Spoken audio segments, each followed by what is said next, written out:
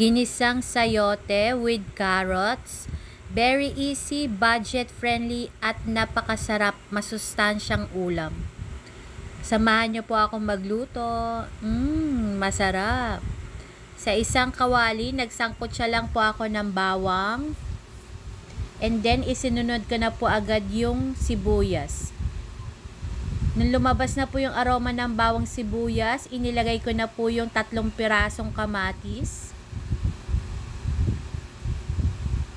At ang giniling po. Argentina giniling po yung gamit ko. Yung maliit lang po. Ayan, nung medyo brown na po siya, pwede nyo na pong ilagay yung carrots. Inilagay ko po yung carrots at minekos-mekos. Hinalo-halo ko po siya hanggang sa maluto yung carrots at lumambot. Nung medyo okay na po yung carrots, inilagay ko na po agad yung sayote. 3 pirasong sayote lang po yung gamit ko, medium size.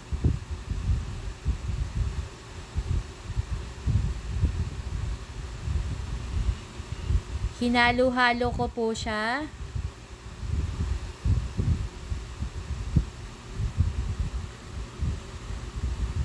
Napaka-healthy food po nito. Batang matanda, recommended po.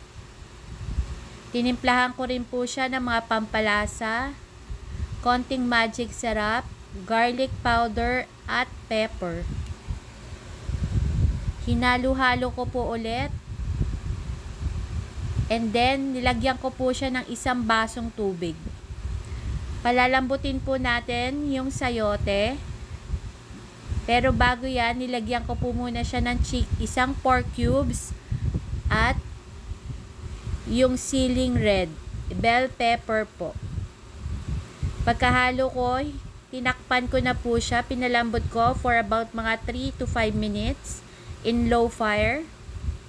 At habang naghihintay po, selfie muna. Hello everybody. Ayan, nung kumukulo na po siya, chinek ko kung malambot na. Medyo hindi pa po siya malambot. Niluto ko pa po siya ng mga 3 minutes.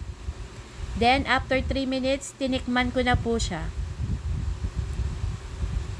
Sakto naman po yung lasa niya, kaya konti na lang po. Ayan po, malambot na yung sayote. Ready to eat na. Come on, let's eat. Ginisang sayote with carrots. Kain po tayo.